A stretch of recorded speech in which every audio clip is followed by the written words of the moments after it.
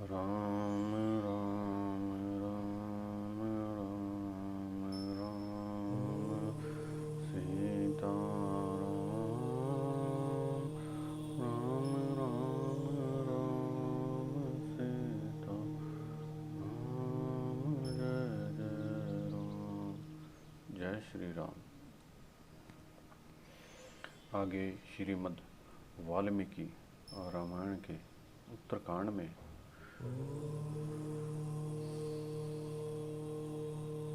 याति को शुक्राचार्य का श्राप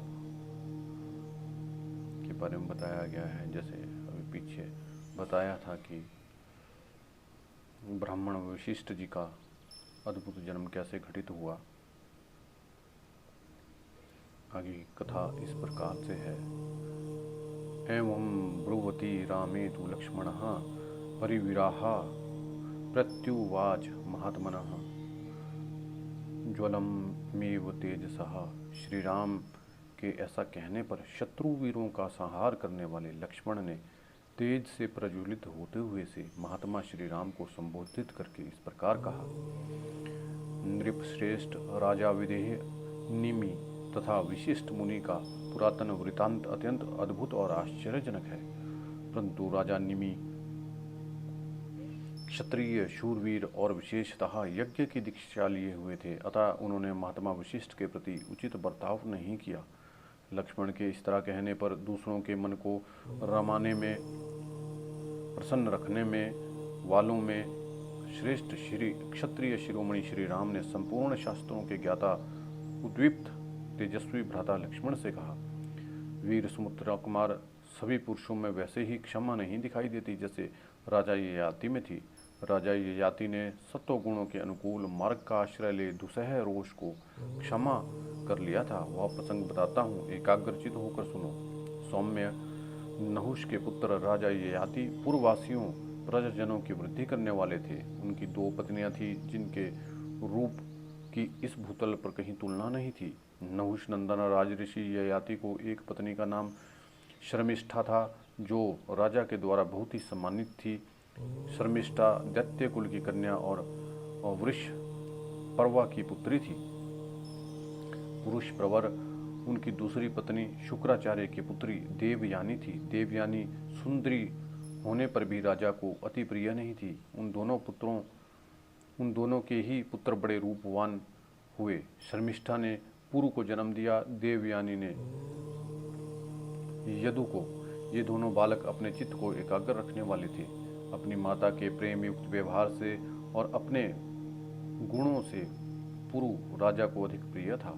इससे यदु के मन में बड़ा दुख हुआ और वे माता से बोले, माँ, तुम अनायास ही महान कर्म करने वाले देव स्वरूप शुक्राचार्य के कुल में उत्पन्न हुई हो, तो भी यहाँ हार्दिक दुख और दुसह अपमान सह रही हो।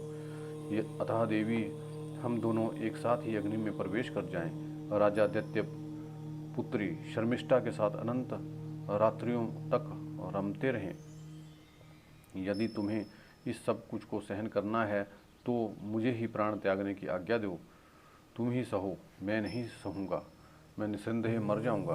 अत्यंत आर्त होकर रोते हुए अपने पुत्र यदु की यह बात सुनकर देवयानी को बड़ा क्रोध हुआ और उसने तत्काल ही अपने पिता शुक्राचार्य जी का स्मरण किया। शुक्राचार्य अपनी पुत्री की उस चेष्टा को जानकर तत्काल ही उस स्थान पर आ पहुँचे जहाँ देवयानी विद्यमान थी। बेटी को अस्वस्थ, अप्रसन्न और अचेत सी देखकर पिता ने पूछा, वत्से, यह क्या बात है? उद्दीप्त तेज वाले पिता भृगुनंदन शुक्राचार्य जब बारंबार इस प्रकार पूछने लगे, तब देवयानी ने अत्यंत कुपित हो उनसे कहा, मुनिश्रेष्ठ, मैं प्रज्वलित अग्नि या अगाध जल में प्रवेश कर जाऊंगी अथवा विष खा लूंगी, किंतु इस प्रकार अपमानित होकर जीवित नहीं रह सकूंगी। आपको पता नहीं है कि मैं यहाँ कितनी दुखी और अपमानित हूँ। ब्राह्मण वृक्ष के प्रति अवहेलना होने से उसके आश्रित फूलों और पत्तों को ही तोड़ा और नष्ट नहीं किया जा सकता। इसी तरह आपके प्रति राजा के द्वारा अवहेलना होने से मेरा यहाँ अपमान हो रहा है। भृगुनंदन राजऋषि ययाति आपके अनादर का भाव रखने के कारण मेरी ही अवहेलना करते हैं और मुझे अधिक आदर नहीं देते। देवयानी की यह बात सुनकर भृगुनंदन शुक्राचार्य को बड़ा क्रोध हुआ। उन्होंने नहुष पुत्र ययाति को लक्ष्य करके इस प्रकार कहना आरंभ किया। नहुष कुमार, तुम दुरात्मा होने के कारण मेरी अवहेलना करते हो, इसलिए तुम्हारी अवस्था जरा जीर्ण वृद्ध के समान हो जाएगी, तुम सर्वथा शिथिल हो जाओगे। राजा से ऐसा कहकर पुत्री को आश्वासन दे महायशस्वी ब्रह्म ऋषि शुक्राचार्य पुनः अपने घर को चले गए। सूर्य के समान तेजस्वी ब्राह्मण शिरोमणि यूं में अग्रगण्य शुक्राचार्य देवयानी को आश्वासन दे नहुष पुत्र ययाति को ऐसा कहकर उन्होंने प्रोक्त शाप दे फिर चले गए। शुक्राचार्य के कुपित होने का समाचार सुन नहुष कुमार ययाति को बड़ा दुख हुआ। उन्हें ऐसी वृद्धावस्था प्राप्त हुई जो दूसरों की जवानी से बदली जा सकती थी। उस विलक्षण जरावस्था को पाकर राजा ने यदु से कहा, यदो, तुम धर्म के ज्ञाता हो, मेरे यशस्वी पुत्र हो, तुम मेरे लिए दूसरे की शरीर में संचारित करने योग्य इस जरावस्था को ले लो। मैं भोगों द्वारा रमण करूँगा, अपनी भोग विषयक इच्छा को पूर्ण करूँगा। नरश्रेष्ठ, अभी तक मैं विषय भोगों से तृप्त नहीं हुआ हूँ। इच्छानुसार विषय सुख का अनुभव कर लेने करके फिर अपनी वृद्धावस्था मैं तुमसे ले लूँगा। उनकी यह बात सुनकर यदु ने श्रेष्ठ ययाति को उत्तर दिया, आपके लाडले बेटे पुरु ही इस वृद्धावस्था को ग्रहण करें। पृथ्वीनाथ, मुझे तो आपने धन से अपने पास रखकर लाड प्यार पाने के अधिकार से वंचित कर दिया है, अतः जिसके साथ बैठकर आप भोजन करते हैं उन्हीं लोगों से यह अवस्था ग्रहण कीजिए। यदु की यह बात सुनकर राजा ने परु से कहा, महाभाव, मेरे सुख सुविधा के लिए तुम इस वृद्धावस्था को ग्रहण करो। नहुष के पुत्र ययाति के ऐसा कहने पर परु हाथ जोड़कर बोले, पिताजी, आपकी सेवा का अवसर पाकर मैं धन्य हो गया। यह आपका मेरे ऊपर महान अनुग्रह है। आपकी आज्ञा का पालन करने के लिए मैं हर तरह से तैयार हूँ। पुरु का यह स्वीकार सूचक वचन सुनकर नहुष कुमार ययाति को बड़ी प्रसन्नता हुई। उन्हें अनुपम हर्ष प्राप्त हुआ और उन्होंने अपनी वृद्धावस्था पुरु के शरीर में संचारित कर दी। तदनंतर तरुण हुए राजा ययाति ने सहस्त्रों यज्ञों का अनुष्ठान करते हुए कई हजार वर्षों तक पृथ्वी का पालन किया। इसके बाद दीर्घ काल व्यतीत होने पर राजा ने परु से कहा, बेटा, तुम्हारे पास धरोहर के रूप में रखी हुई मेरी वृद्धावस्था मुझे लौटा दो। पुत्र, मैंने वृद्धावस्था को धरोहर के रूप में ही तुम्हारे शरीर में संचारित किया था, इसलिए उसे वापस ले लूँगा। तुम अपने मन में दुख ना मानना। महाभाव, तुमने मेरी आज्ञा मान ली, इससे मुझे बहुत प्रसन्नता हुई। अब मैं जो बड़े प्रेम से राजा के पद पर तुम्हारा अभिषेक करूँगा। अपने पुत्र परु से ऐसा कहकर नहुष कुमार राजा ययाति देवयानी के बेटे से कुपित होकर बोले, यदो, मैंने दुर्जय क्षत्रिय के रूप में तुम जैसे राक्षस को जन्म दिया। तुमने मेरी आज्ञा का उल्लंघन किया है, अतः तुम अपनी संतानों को राजाधिकारी बनने के विषय में विफल मनोरथ हो जाओ। मैं पिता हूँ, गुरु हूँ, फिर भी तुमने मेरा अपमान करते हो, इसलिए भयंकर राक्षसों और यातुधानों को तुम जन्म दोगे। तुम्हारी बुद्धि बहुत खोटी है, अतः तुम्हारी संतान सोमकुल में उत्पन्न वंश परंपरा में राजा के रूप में प्रतिष्ठित नहीं होगी। तुम्हारी संतति भी तुम्हारे समान ही उदंड होगी। यदु से ऐसा कहकर राजऋषि ययाति ने राज्य की वृद्धि करने वाले परु को अभिषेक के द्वारा सम्मानित करके वानप्रस्थ आश्रम में प्रवेश किया। तदनंतर दीर्घकाल के पश्चात प्रारब्ध भोग का क्षय होने पर नहुष पुत्र ययाति ने शरीर को त्याग दिया और स्वर्गलोक को प्रस्थान किया। उसके बाद महायशस्वी परु ने महान धर्म से संयुक्त होकर काशी राज की श्रेष्ठ राजधानी प्रतिष्ठानपुर में रहकर उसी राज्य का पालन किया। राजकुल से बहिष्कृत यदु ने नगर में और दुर्गम क्रौंच वन में सहस्त्रों यातुधानों को जन्म दिया। शुक्राचार्य के दिए हुए इस श्राप को राजा ययाति ने क्षत्रिय धर्म के अनुसार धारण कर लिया, परंतु राजा निमि ने वशिष्ठ जी के श्राप को नहीं सहन कर सका। सौम्य, यह सारा प्रसंग मैंने तुम्हें सुना दिया। समस्त कृत्यों का पालन करने वाले सतपुरुषों की दृष्टि का ही हम अनुसरण करते हैं, जिससे राजा निर्ग की भांति हमें भी दोष न प्राप्त हो। चंद्रमा के समान मनोहर मुख वाले श्री राम जब इस प्रकार कथा कह रहे थे, उसी समय आकाश में दो ही एक तारे रह गए। पूर्व दिशा अरुण किरणों से रंजित हो लाल दिखाने लगी, मानो कुसुम रंगों में रंगे हुए अरुण वस्त्रों से उसने अपने अंगों को ढक लिया हो। तदनंतर निर्मल प्रभात काल में प्रोहन कालोचित संध्या वंदन आदि नित्य कर्म करके कमल नयन राजा श्री राम राजधर्म का पालन करने के लिए वेद वेता ब्राह्मणों पुरोहित विशिष्ट तथा कश्यप मुनि के साथ राजसभा में उपस्थित हो धर्म के आसन पर विद्यमान हुए। वह सभा व्यवहार का ज्ञान रखने वाली मंत्रियों, धर्मशास्त्रों का पाठ करने वाले विद्वान, नीतिज्ञों, राजाओं तथा अन्य सभासदों से भरी हुई थी। अनायास ही महान कर्म करने वाले राज सिंह श्री राम की वह सभा इंद्र, यम और वरुण की सभा के समान शोभा पाती थी। वहाँ बैठे हुए भगवान श्री राम ने शुभ लक्ष्मण संपन्न लक्ष्मण से कहा, माता सुमित्रा का आनंद बढ़ाने वाले महाभाव वीर, तुम बाहर निकलो और देखो कि कौन कौन से कार्यार्थी उपस्थित हैं। सुमित्रा कुमार, तुम उन कार्यार्थियों को बारी बारी से बुलाना आरंभ करो। श्री राम का यह आदेश सुनकर शुभ लक्षण लक्ष्मण ने द्वार देश पर आकर स्वयं ही कार्यार्थियों को पुकारा, परंतु कोई भी वहाँ यह न कह सका कि मुझे यहाँ कोई कार्य है। श्री राम के राज्य शासन करते समय ना तो कहीं किसी को शारीरिक रोग होते थे, ना ही मानसिक चिंताएं ही सताती थी। पृथ्वी पर सब प्रकार की औषधियाँ उत्पन्न होती थी और पकी हुई खेती शोभा पाती थी। श्री राम के राज्य में ना तो बालक की मृत्यु ही होती थी, ना युवक की, ना मध्यम अवस्था के पुरुष की ही। सबका धर्मपूर्वक शासन होता था, किसी के सामने कोई बाधा नहीं आती थी। श्री राम के राज्य शासन काल में कभी कोई कार्यार्थी दिखाई नहीं देता था। लक्ष्मण ने हाथ जोड़कर श्री राम जी को राज्य की ऐसी स्थिति बताई। तदनंतर प्रसन्नचित्त हुए श्री राम ने सुमित्रा कुमार से पुनः इस प्रकार कहा, लक्ष्मण, तुम फिर जाओ और कार्यार्थी पुरुषों का पता लगाओ। भली भांति उत्तम नीति का प्रयोग करने से राज्य में कहीं अधर्म तो नहीं रह गया। अतः सभी लोग राज्य के भय से यहाँ एक दूसरे की रक्षा करते हैं। यद्यपि राज कर्मचारी मेरे छोड़े हुए बाणों के समान यहाँ राजा प्रजा की रक्षा करते हैं, तथापि महाभाव तुम स्वयं भी तत्पर रहकर प्रजा का पालन करो। श्री राम के ऐसा कहने पर सुमित्रा कुमार लक्ष्मण राजभवन से बाहर निकले। बाहर आकर उन्होंने द्वार पर खड़ा एक कुत्ता देखा और उन्हीं की ओर देखता हुआ बारंबार भूंक रहा था। इस प्रकार देखकर पराक्रमी लक्ष्मण ने उससे पूछा, महाभाग, तुम निर्भय होकर बताओ, तुम्हारा क्या काम है। लक्ष्मण का वचन सुनकर कुत्ते ने कहा, जो समस्त भूतों को शरण देने वाले और क्लेश रहित कर्म करने वाले, जो भय के अवसरों को भी अभय देते हैं, उन भगवान श्री राम के समक्ष मैं अपना काम बता सकता हूँ। कुत्ते का यह कथन सुनकर लक्ष्मण ने श्री राम को इसकी सूचना देने के लिए सुंदर राजभवन में प्रवेश किया। श्री राम उसकी बात सुनकर लक्ष्मण पुनः राजभवन से बाहर आए और उससे बोले, यदि तुम कुछ कहना है तो चलकर राजा से ही कहो।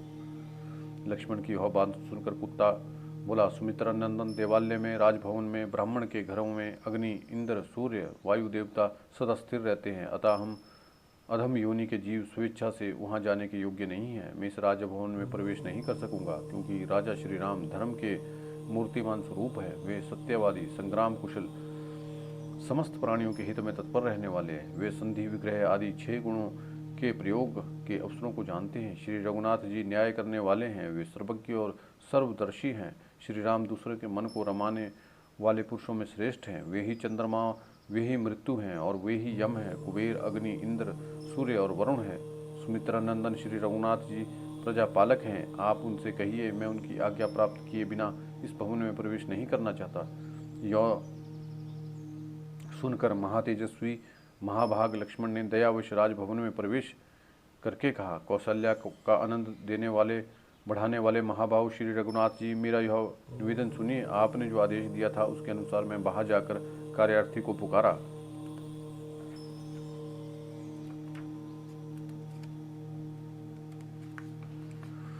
इस समय आपके द्वार पर एक कुत्ता खड़ा है जो कार्यार्थी होकर आया है। लक्ष्मण की यह बात सुनकर श्री राम ने कहा, यहाँ जो भी कार्यार्थी होकर खड़ा है उसे शीघ्र ही सभा के भीतर ले आओ। श्री राम का यह वचन सुनकर बुद्धिमान लक्ष्मण ने तत्काल उस कुत्ते को बुलाया और श्री राम को उसके आने की सूचना दी। वहाँ आए हुए कुत्ते को देखकर श्री राम ने कहा, सारमेय, तुम्हें जो कुछ कहना है उसे मेरे सामने कहो, तुम्हें यहाँ कोई भय नहीं है। कुत्ते का मस्तक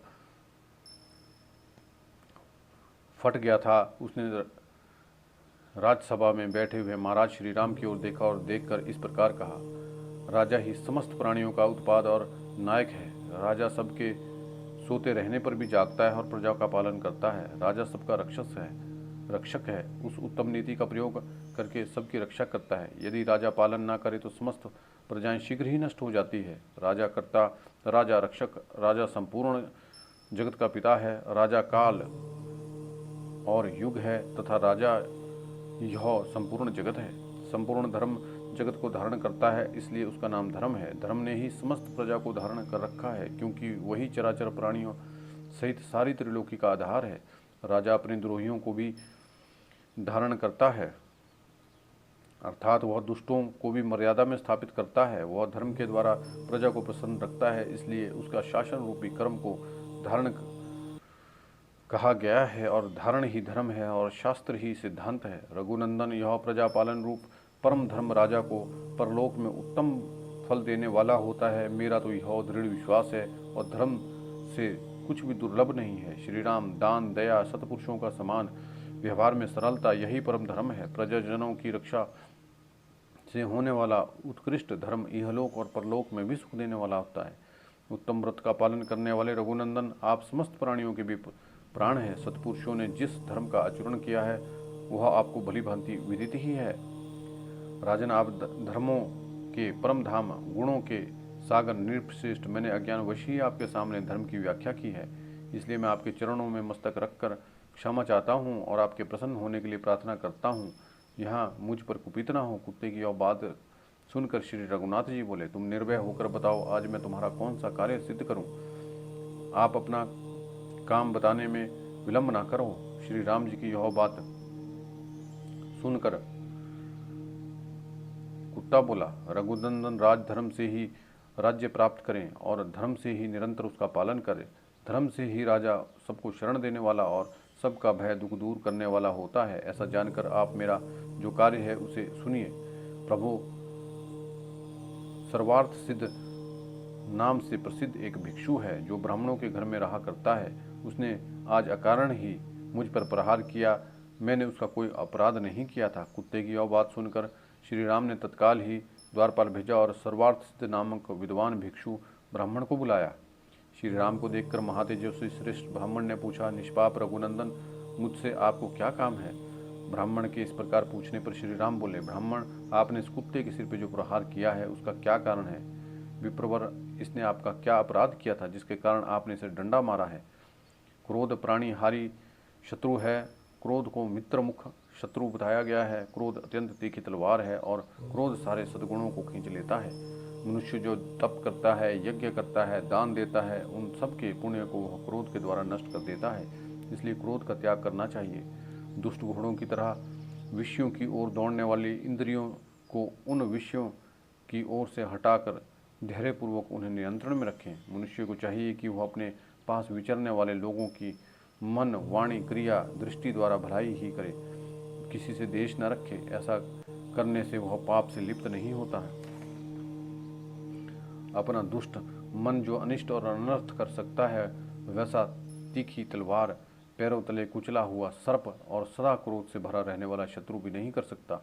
जिस विनय की शिक्षा मिलती है उसकी भी प्रकृति नई नहीं बनती है। कोई अपनी दुष्ट प्रकृति को कितना ही क्यों न छुपाए, उसके कर्म, उसके कार्य की दुष्टता निश्चय ही प्रकट हो जाती है। क्लेश रहित कर्म करने वाले श्री राम के ऐसा कहने पर कार्य सिद्ध नामक ब्राह्मण ने उसके निकट इस प्रकार कहा, प्रभु, मेरा मन क्रोध से भर गया था, इसलिए मैंने इसे डंडे से मारा। भिक्षा का भी समय बीत चुका था।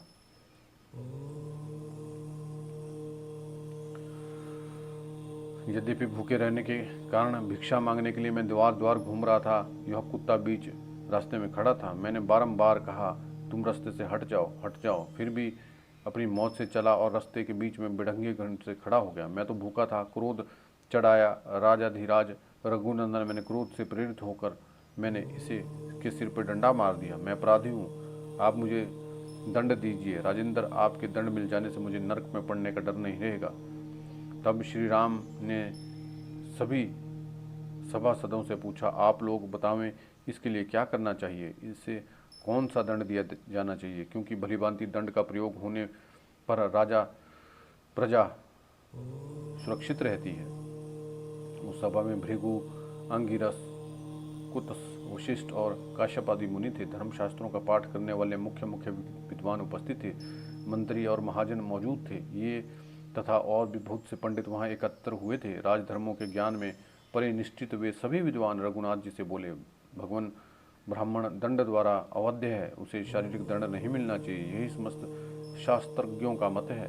तदनंतर वे मुनि उस समय श्री राम से ही बोले, रघुनंदन, राजा सबका शासक होता है, विशेषतः आप तो तीनों लोकों पर शासन करने वाले साक्षात सनातन देव भगवान विष्णु हैं। उन सब की ऐसा कहने पर कुत्ता बोला, श्री राम, यदि आप मुझ पर संतुष्ट हैं, यदि आपको मुझसे इच्छा अनुसार वर देना है तो मेरी बात सुनिए। वीर नरेश, मैं आपने प्रतिज्ञा पूर्वक पूछा है कि मैं आपका कौन सा कार्य सिद्ध करूं। इस प्रकार आप मेरी इच्छा पूर्ण करने के लिए प्रतिबद्ध हो चुके हैं, अतः मैं कहता हूं कि इस ब्राह्मण को कुलपति महंत बना दीजिए। महाराज, इसे कालजर में एक मठ का आधिपत्य प्रदान कीजिए। यह सुनकर श्री राम ने उसका कुलपति के पद पर अभिषेक कर दिया। इस प्रकार वह पूजित हुआ। वह ब्राह्मण हाथी की पीठ पर बैठकर बड़े हर्ष के साथ वहां से चला गया। तब श्री राम के मंत्री मुस्कुराते हुए बोले, महातेजस्वी महाराजा, यह तो इसे वर दिया गया, श्राप या दंड नहीं। मंत्रियों के ऐसा कहने पर श्री राम ने कहा, किसी कर्म का क्या परिणाम होता है अथवा उससे जीव की कैसी गति होती है, इसका इसका तत्व तुम नहीं जानते। ब्राह्मण को मठाधीश का पद क्यों दिया गया, इसका कारण यह कुत्ता जानता है। तत्पश्चात श्री राम के पूछने पर कुत्ते ने इस प्रकार कहा, रघुनंदन, मैं पिछले जन्म में कालंजर के मठ में कुलपति मठाधीश था। वहाँ यज्ञ शिष्ट अन्न का भोजन करता, देवता और ब्राह्मणों की पूजा में तत्पर रहता, दास दासियों को उनका न्यायोचित भाग बांट देता, शुभ कर्म में अनुरुक्त रहता, देव संपत्ति की रक्षा करता तथा विनय और शील से संपन्न होकर समस्त प्राणियों के हित साधन में संलग्न रहता था। तो भी मुझे यह घोर अवस्था और अधम गति प्राप्त हुई। फिर भी जो ऐसा क्रोधी है, धर्म को छोड़ चुका है और दूसरों के हित में लगा हुआ है तथा क्रोध करने वाला, क्रूर, कठोर, मूर्ख, अधर्मी, वह ब्राह्मण तो मठाधीश होकर भी अपने साथ ही ऊपर और नीचे की 7 पीढ़ियों को भी नरक में गिराता ही रहेगा। इसलिए किसी भी दशा में मठाधीश का पद नहीं ग्रहण करना चाहिए। जैसे पुत्र, पशु, बंधु बांधव सहित नरक में गिरा देने की इच्छा हो, उसे देवताओं, गौओं और ब्राह्मणों का भी अतिष्ठ बना देता है। जो ब्राह्मणों का, देवताओं का, स्त्रियों का, बालकों का धन हर लेता है, जो अपनी दान दी हुई संपत्ति को फिर वापस ले देता है, वह इष्ट जनों सहित नष्ट हो जाता है। रघुनंदन, जो ब्राह्मणों और देवताओं का द्रव्य हड़प लेता है, वह शीघ्र ही अविची नामक घोर नरक में गिर जाता है। जो देवता ब्राह्मण की संपत्ति को हर लेने का विचार भी मन में लाता है, वह नराधम निश्चय ही एक नरक से दूसरे नरक में गिर जाता है। कुत्ते का यह वचन सुनकर श्री राम जी के नेत्र आश्चर्य से खिल उठे और वह महातेजस्वी कुत्ता भी जिधर से आया था उधर ही चला गया। वह पूर्व जन्म में बड़ा मनस्वी, परंतु इस जन्म में वह कुत्ते की योनि में उत्पन्न होने के कारण दूषित हो गया था। उस महाभाग कुत्ते ने काशी में जाकर प्रायोपवेशन कर लिया, अंजल छोड़कर अपने प्राण त्याग दिए।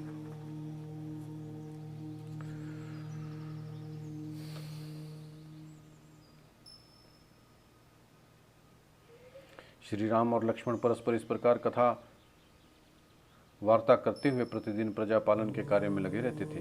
एक समय वसंत ऋतु आई, जो ना अधिक सर्दी लाने वाली थी ना ही गर्मी। रात बीतने पर जब निर्मल प्रभात काल आया, तब पूर्ववासियों के कार्यों को जानने वाले श्री रघुनाथ जी पूर्वाह्न काल के नित्य क्रम संध्या वंदन आदि से निवृत्त होकर बाहर निकलकर प्रजाजनों के दृष्टिपथ में आए।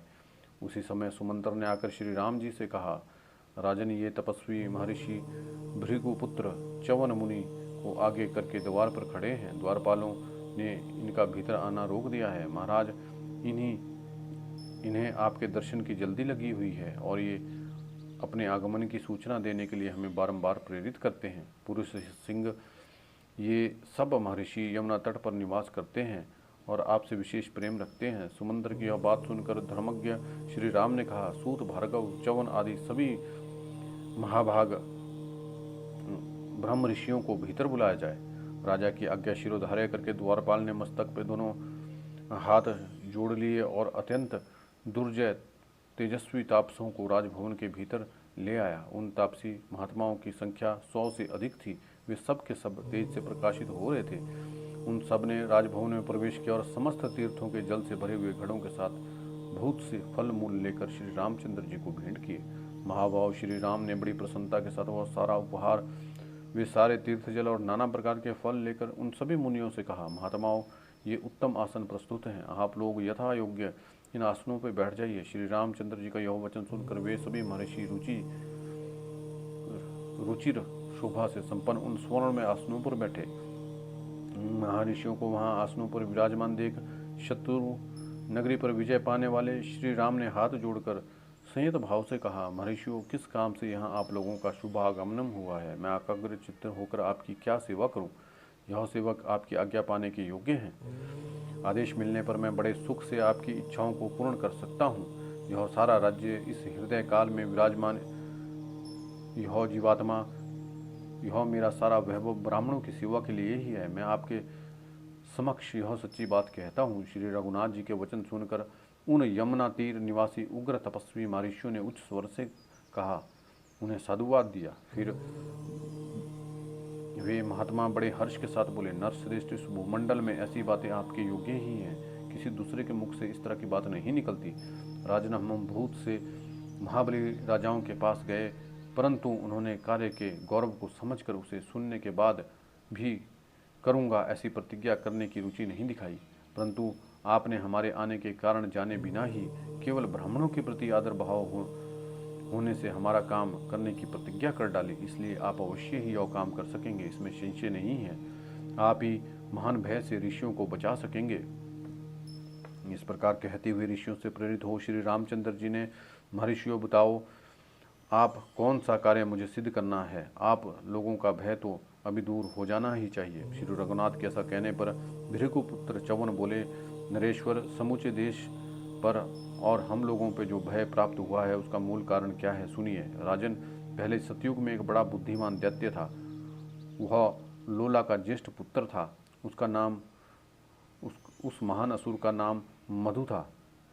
वह बड़ा ही ब्राह्मण भक्त और शरणागत वत्सल था।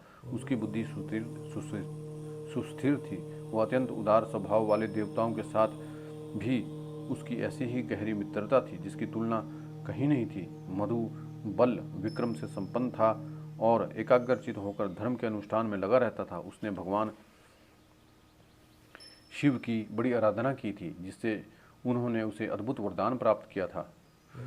महात्मन, भगवान शिव ने अत्यंत प्रसन्न हो अपने शूल से एक चमकता हुआ परम शक्तिशाली शूल प्रकट करके उस मधु को दिया और यह बात कही, तुमने मुझे प्रसन्न करने वाला यह बड़ा उत्तम धर्म किया है, अतः मैं प्रसन्न होकर तुम्हें यह उत्तम आयुध प्रदान करता हूँ। महान असुर, जब तक तुम ब्राह्मण और देवताओं से विरोध नहीं करोगे तब तक यह शूल तुम्हारे पास रहेगा, अन्यथा दृश्य हो जाएगा।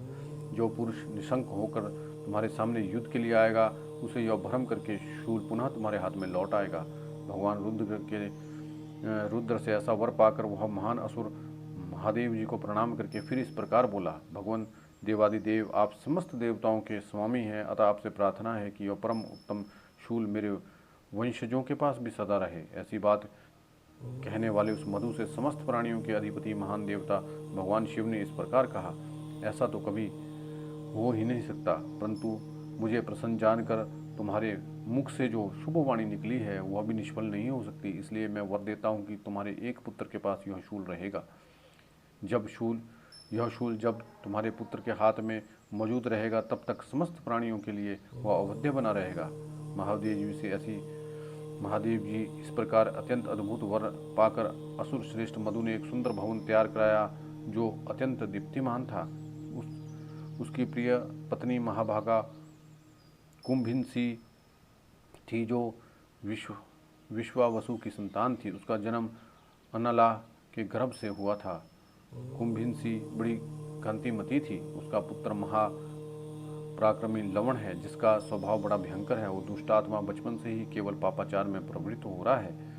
उसके पुत्र को उदंड हुआ देख मधु क्रोध से जलता रहता है। उसके बेटे की दुष्टता देखकर बड़ा शोक हुआ, तथापि वह इससे कुछ नहीं बोलता। अंत में वह देश छोड़कर समुद्र में रहने के लिए चला गया। चलते चलते उसने वह शूल लवण को दे दिया और उसे वरदान की बात भी बता दी। अब वह दुष्ट उस शूल के प्रभाव से अपनी दुष्टता के कारण तीनों लोगों को, विशेषतः तपस्वी मुनियों को, बड़ा संताप दे रहा है।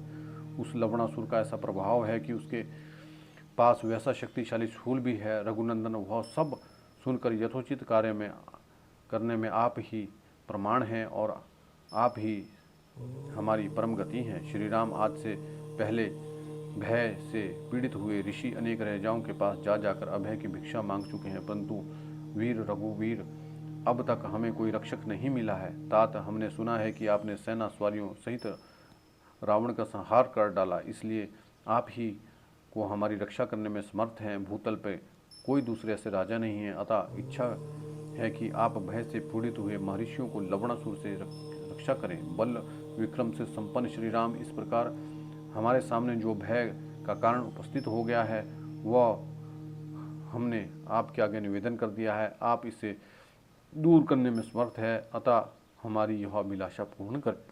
जय श्री राम।